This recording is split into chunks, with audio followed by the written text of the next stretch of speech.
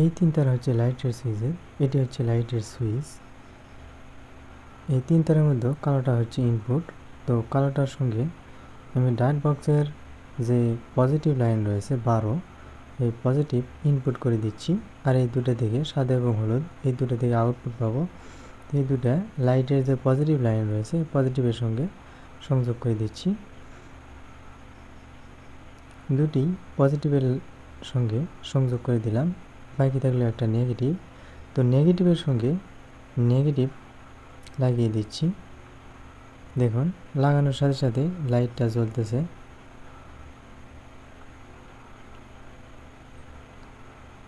Switch নিচের দিকে দিলে একটা লাইট জ্বলবে, উপর দিকে দিলে আরেকটা লাইট জ্বলবে।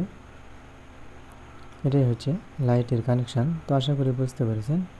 আজকের ভিডিও এ পর্যন্তই। ভালো থাকবেন।